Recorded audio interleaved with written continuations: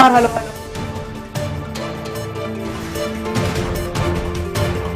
તો આમ આદમી પાર્ટીના નેતા અરવિંદ કેજરીવાલે મોટું નિવેદન આપ્યું છે. તેમણે કહ્યું કે ભારતીય જનતા પાર્ટીને જીત માટે ધન્યવાદ. અમે 10 વર્ષમાં અનેક મોટા કામ કર્યા, પરંતુ જનતાનો નિર્ણય અમે સ્વીકારીએ છીએ અને આગળ પણ એક મજબૂત વિપક્ષ તરીકે અમે ભૂમિકા ભજવતા રહીશું અને જનતાના મુદ્દા ઉઠાવતા રહીશું.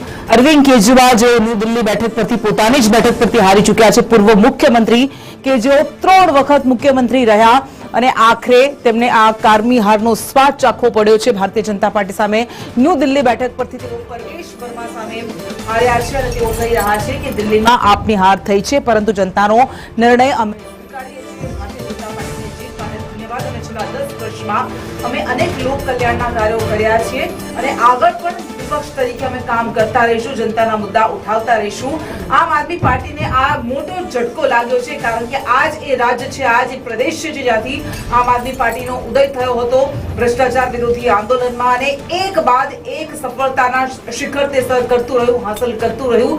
68 બેઠકો, ત્યારબાદ 62 બેઠકો મળી હતી અને પ્રચંડ જીત તેણે અનુભવી હતી, પરંતુ ત્યારબાદ પ્રચંડ જીત બાદ આ એક મોટો ઝટકો લાગ્યો છે. કારમી હારનો પણ સ્વાદ આમ આદમી પાર્ટીએ ચાખવો પડ્યો છે. ભારતીય જનતા પાર્ટીને 27 વર્ષ બાદ સફળતા મળી છે દિલ્હીને જીતવામાં, અને કેજરીવાલે કહ્યું કે જનાદેશનો અમે સ્વીકાર કરીએ છીએ, જનતાનો નિર્ણય અમે સ્વીકારીએ છીએ. ભારતીય જનતા પાર્ટીને જીત માટે ધન્યવાદ આપીએ છીએ. જો કે આમ આદમી પાર્ટીને 44% જેટલા વોટ મળ્યા છે, ત્યારે જે પ્રમાણે આંકડા સામે આવી રહ્યા છે પ્રમાણે, પરંતુ એ વોટ સીટમાં કન્વર્ટ નથી થઈ શક્યા. 22 બેઠકો પર અત્યારે આમ આદમી પાર્ટી આગળ ચાલી રહી છે અને ભારતીય જનતા પાર્ટીને પણ 48%ની આસપાસ વોટ મળ્યા છે. ગત ચૂંટણીમાં 2020ની ચૂંટણીમાં આમ આદમી પાર્ટીને 50% કરતા પણ વધારે વોટ મળ્યા હતા અને ભારતીય જનતા પાર્ટીને 38% વોટ મળ્યા હતા, અને ત્યારે આમ આદમી પાર્ટીને 62